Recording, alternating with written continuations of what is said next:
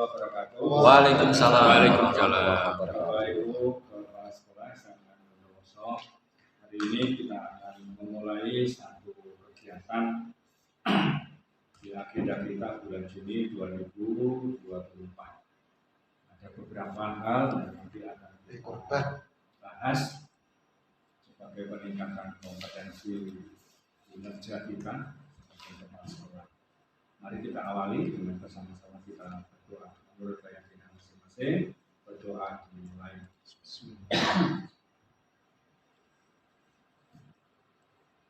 Terima kasih. Agenda pertama ini kawan kita Bapak Kepala SMA Negeri 1 Sukosari Pak Lukman Farid akan mengisi kegiatan kita dengan dia akan berbagi praktek baik terkait dengan kegiatannya mengelola kegiatan pendidikan di SMA Negeri 1 Sukosari.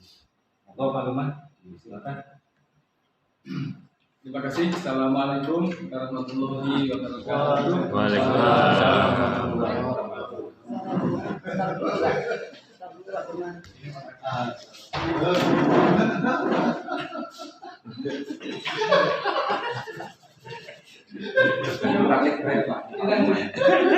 Ini makanya. Perhatikan aja ya. Iya. Bapak Ibu Kepala Sekolah yang pada kesempatan siang hari ini, bersyukur pada Allah bahwa kita semuanya bisa bertemu dalam acara kita berbagi praktek baik di komunitas belajar MKKS Bondowoso. Dan pada kesempatan kali ini saya akan menyampaikan tentang bijaksana menggunakan HP. Dalam materi ini saya akan sedikit menyepil jadi visi misi sekolah, kemudian nanti akan disambungkan dengan problematik yang dialami paling penting yang harus diatasi lebih cepat di sekolah kami sehingga proses pembelajaran itu dapat berlangsung dengan baik.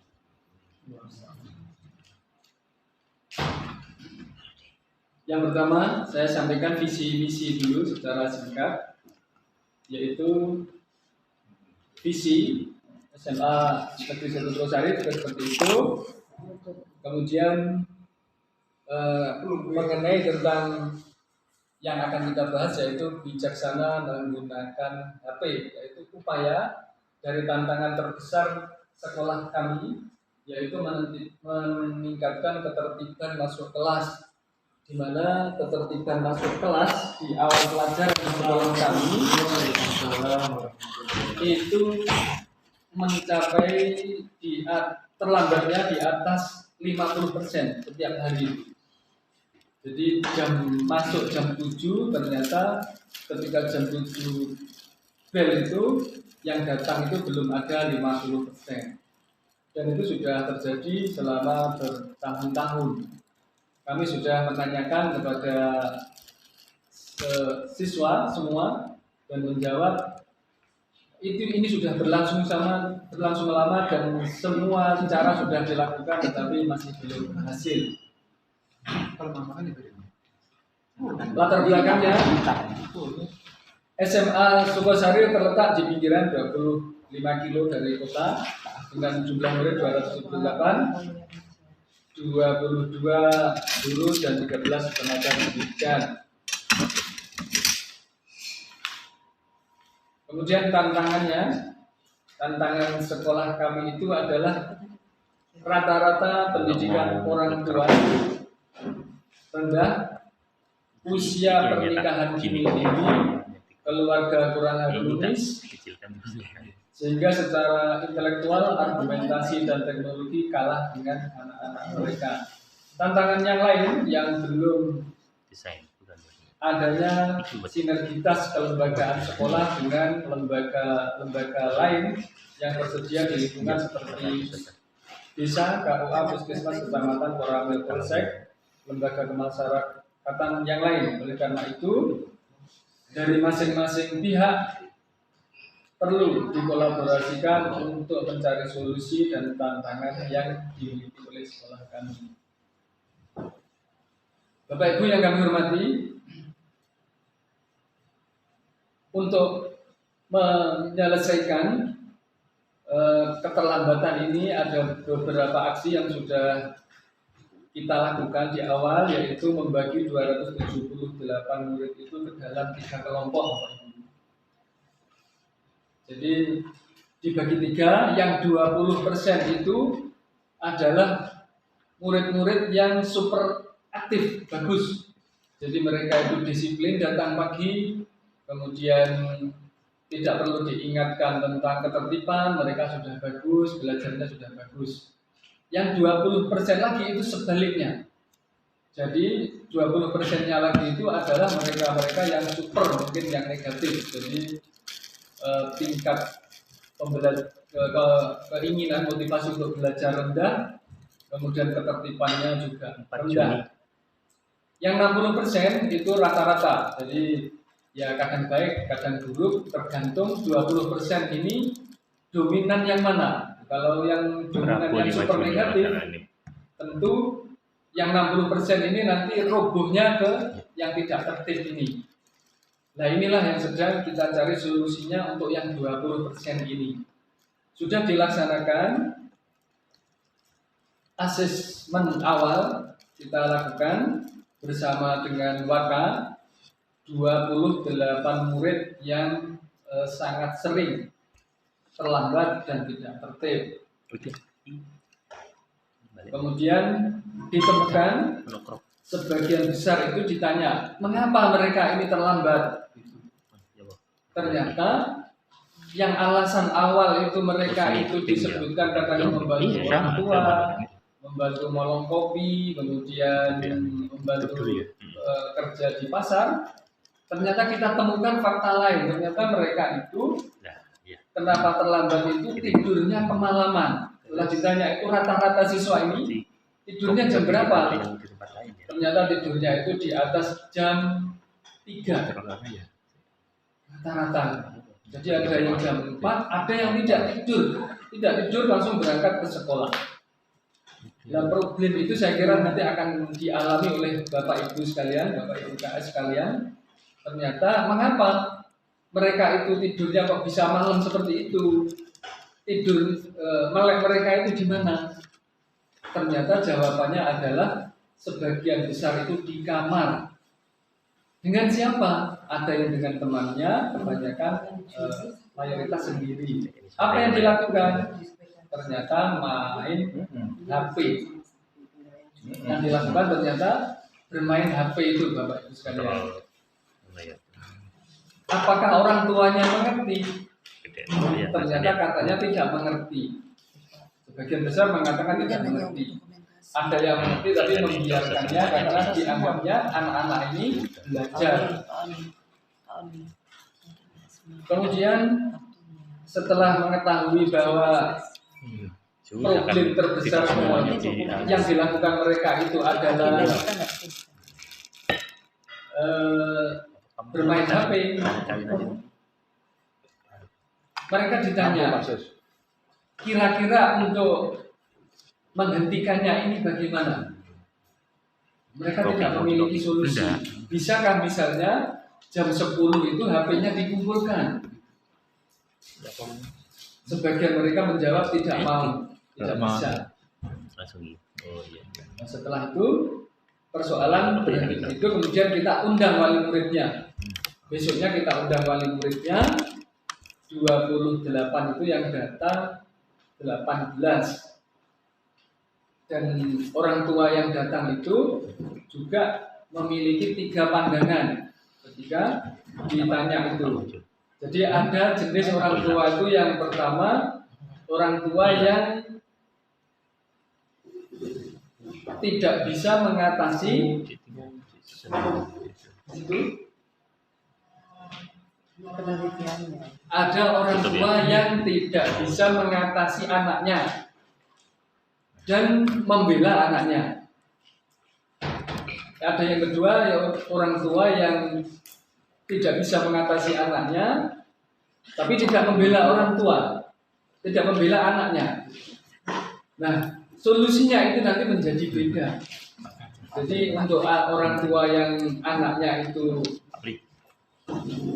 melakukan yang melek malam itu, kemudian ditanya orang tuanya, misalnya Bapak Ibu sekalian ini, bisakah HP-nya anak-anak nanti itu dikumpulkan jam 10? Orang tuanya itu hampir semuanya mengatakan bisa. Bisa Pak, misalkan setelah mengetahui diceritakan anak-anaknya itu datangnya itu lebih dari jam 7 ke sekolah. Nah setelah ditanya begitu, ternyata kita panggil anak-anaknya itu dari kelas, kemudian berhadapan dengan orang tuanya. Ditanya, coba Bu, coba anak-anak sekalian ini, ibunya, bapaknya akan ditanya, bisakah HP itu jam 10 malam dikumpulkan kepada orang tuanya, dikuasai orang tuanya? Ternyata hampir semuanya anak-anak itu menjawab tidak mau. Terus ditanya ibunya, gimana Bapak Ibu sekalian, bisakah kira-kira? Akhirnya orang tuanya hanya cengar-cengir saja ketika menghadapi pertanyaan seperti itu. Nah, setelah itu anak-anak dikembalikan ke kelas dan diajak musyawarah orang tuanya. Kita mengajak bicara dengan orang tua, bagaimana ini kira-kira solusinya. Orang tua yang membela anaknya itu merasa bahwa anak-anak itu sudah berangkat ke sekolah. Jadi pagi itu sudah diberitahu dan sebagian katanya sudah berangkat ke sekolah. Ternyata walaupun berangkat ke sekolah, ternyata itu tidak sampai di sekolah. Ada yang setelah mengantar adiknya berseragam, ada yang pulang lagi tidur, ada yang ke rumahnya lagi dan tidur di rumah temannya. Yang sebagian lagi ternyata ya masuk, tapi di sekolah itu mereka sudah tidak bisa lagi menerima pelajaran, diingatkan itu sudah agak teler, kemudian ketika dimarahi ikut marah. Saya kira ini nanti akan dialami oleh Bapak Ibu guru di sekolah kita masing-masing. Kemudian setelah kita asesmen itu, kita menyimpulkan bahwa kesalahan itu ternyata tidak pada anak-anak. Kesalahan murid-murid itu hanya 30% menurut dugaan kita. Karena memang ternyata orang tua itu ada yang orang tua sambung, kemudian ada orang tua yang tidak harmonis, ada yang kerja dan jarang pulang, ada yang di rumah tinggal di rumah mbahnya. Jadi memang sebagian besar anak-anak yang super negatif ini dari keluarga-keluarga yang kurang harmonis, sehingga perlu penyikapan kita dari 30% ini sebenarnya bukan kesalahan siswa dan orang tua perlu mendapatkan solusi. Kemudian kami sudah juga bersama dengan Waka merencanakan strateginya. Yang pertama tentu dilakukan penyadaran terus-menerus kepada murid lewat upacara, kemudian sanksi yang produktif, edukatif, dan kegiatan-kegiatan yang positif. Kemudian strategi yang kedua yaitu memberikan teladan bagi guru. Itu untuk datang jam 7, ini juga tantangan tersendiri. Kemudian kita memastikan agar anak-anak itu mendapatkan pelajaran yang penting senang dan bahagia dulu. Pelajarannya nanti motivasi-motivasi aja agar putra-putri kita itu bisa kerasan dan nyaman di kelas. Kemudian strategi yang ketiga yaitu parenting class. Kita sudah merencanakan untuk memberikan materi tentang pentingnya pendidikan dan orang tua memberikan ketertiban itu. Jadi orang tua yang tidak setuju dengan perilaku anaknya tapi tak kuasa menghadapinya, itu nanti kita perlu diberitahu khusus. Jadi ada tidak bisa mengontrol anaknya, tetapi juga tidak bisa menghadapinya. Kedua, ada orang tua yang membela perilaku anaknya dan menyalahkan pihak lain atas kesalahannya. Ini nanti juga mendapatkan perlakuan yang lain dalam parenting class tersebut. Bapak Ibu sekalian, selanjutnya strategi yang keempat yaitu melibatkan lembaga lain. Ini sudah kami lakukan juga. Kami sudah datang ke masing-masing lembaga. Jadi kami sudah datang ke puskesmas, dokter TK itu untuk bicara tentang masalah kesehatan usia dini, dan sudah ke sekolah untuk musyawarah itu, dan sudah menunjuk kader posyandu untuk anak-anak, untuk remaja. Kemudian ke Danramil Sukosari kami sudah koordinasi juga ke Polsek, ke camat dan desa kebetulan desa Sukosari itu kami sudah datang dan koordinasi dengan lembaga tersebut.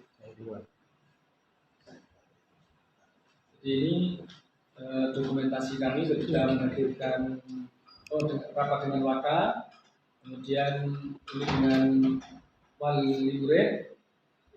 Kemudian kami juga observasi kelas, anak-anak yang suka tidur itu yang paling banyak, kelas yang paling banyak anak-anak tidak tertib.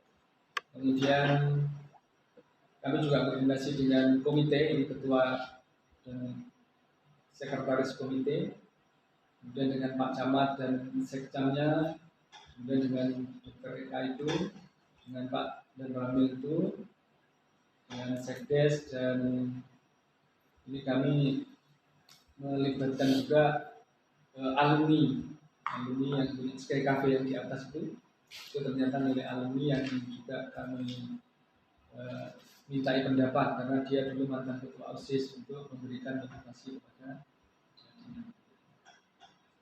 Kemudian kita musyawarah itu karena kantor Koramil itu sempit dan banyak orang, di Polsek juga kadang-kadang kita itu pertemuannya di masjid, ngomong-ngomong dengan Polsek dan Koramil itu tentang kondisi-kondisi terbaru dan solusi-solusi.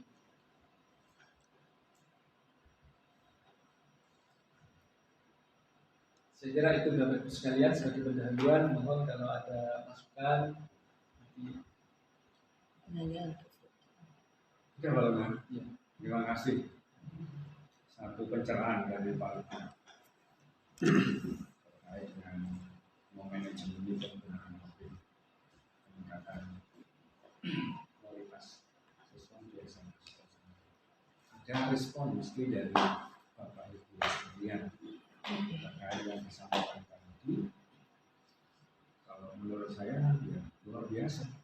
Tapi sekarang ini identifikasi masalah dari Pak Guru Sosiologi sampai jelimet loh. Kalau bukan guru sosiologi kira-kira ya tidak akan berpikir seperti ini. Pak Guru Matematika seperti Pak Lutfi tidak akan ada identifikasi begini. Sebelumnya. Monggo Bapak Ibu sekalian, ada siapa yang memberikan respon kepada presentasinya Pak Lukman di foto. Terima kasih. Dan saya tertarik ini Pak Lukman, perbaikan dari dalam dari ya, terutama untuk karyawan dan Bapak Ibu. Dan memang yang saya alami sendiri itu biasanya kan harapan kita itu kalau anak-anak pinggiran kan rata-rata seperti itu. Harganya itu rata-rata sudah di atas jabatan. Cuman kalau kita berpikir atau saya mau berpikir gitu, seharusnya guru-guru ini minimal yang ada jam pertama aja ya, itu bisa standby di waktu itu. Karena meskipun jam 7 itu anak-anak belum datang atau bahkan cuma 1-2 itu, ya cobalah guru sudah standby di situ. Artinya nanti ketika anak yang lain yang telat-telat itu lama-lama itu kan akan terbiasa begitu. Paling enggak Bapak Ibu guru datang duluan, nanti anak kasih. Karena memang mereka alasannya ya masuk akal dengan tadi yang tidur malam lah, yang macam-macam. Memang mereka senang berdagang kalau di daerah itu. Bahkan kalau saya tanya itu kalau tidur itu rata-rata di atas 12 ya, rata-rata sudah. Maka itu mungkin yang item pembenahan dari dalam bagi itu lebih diintensifkan disiplin kita maksudnya. Ada yang sudah ada yang belum. Ya, Ya, terima kasih Bapak Rudi dari SMA Pucer. Saya kira memiliki background yang relatif sama ya. Jadi di SMA Pinggiran. Yang perlu kita ketahui sebenarnya ya memang sudah dilakukan itu. Saya kira sudah sejak zaman Bapak Kaca, Pak Selamat, Alhamdulillah datang, kemudian juga teman Holil itu dari sejarahnya sudah ada. Jadi Bapak Ibu guru menyambut murid itu di depan itu sudah dilakukan. Ya ternyata masih berlangsung itu. Jadi mungkin butuh waktu yang sangat lama. Nah, saya mulai mungkin dengan cara baru. Juga terus dilakukan Pak. Sampai sekarang pun itu piket itu selalu ada di depan menyambut menyambut murid-murid itu. Apa? Dan pembenahan ke dalam terus juga kita lakukan. Jadi kita seakan-akan itu ya tidak buru-buru ya teladan bagi murid-murid ini. Kalau murid-murid ini jam 7 masuk di kelas, ya guru-gurunya jam 7 sebelumnya itu juga harus sudah siap. Itu yang sudah dilakukan Pak.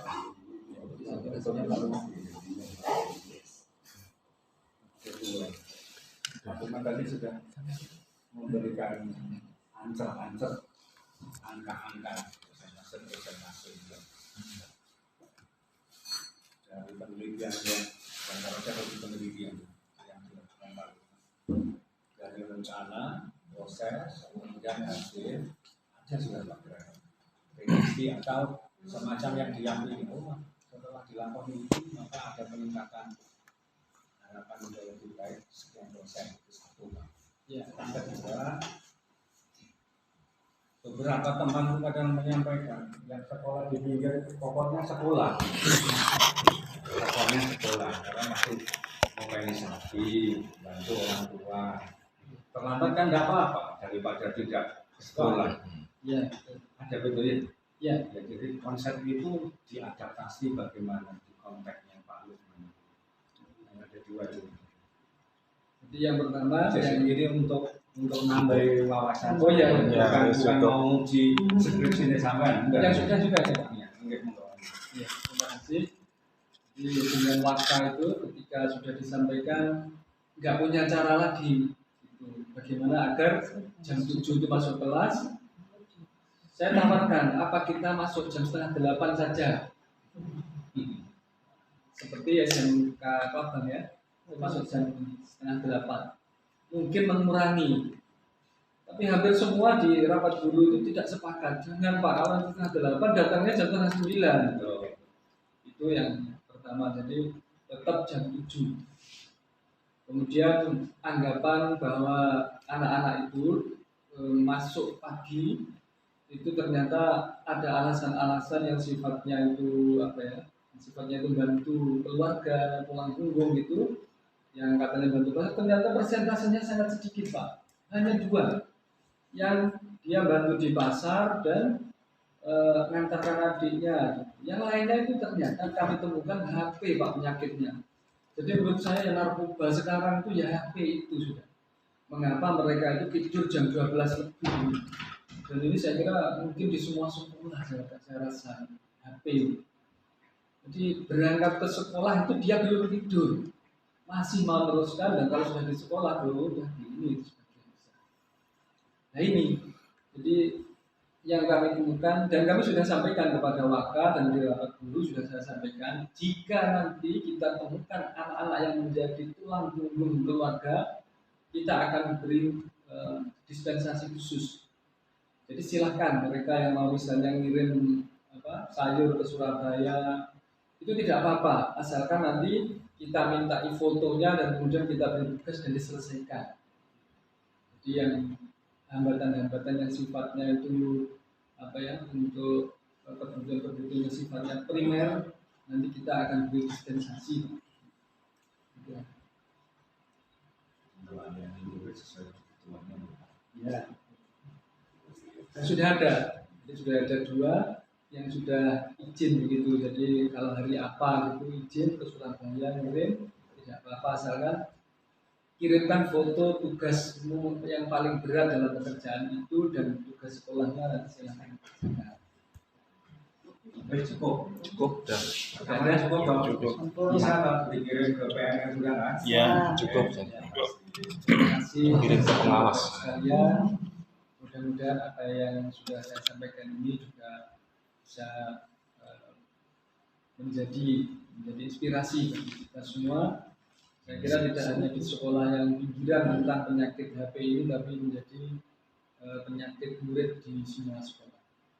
Mudah-mudahan ada manfaatnya. Terima kasih. Assalamualaikum warahmatullahi wabarakatuh. Waalaikumsalam.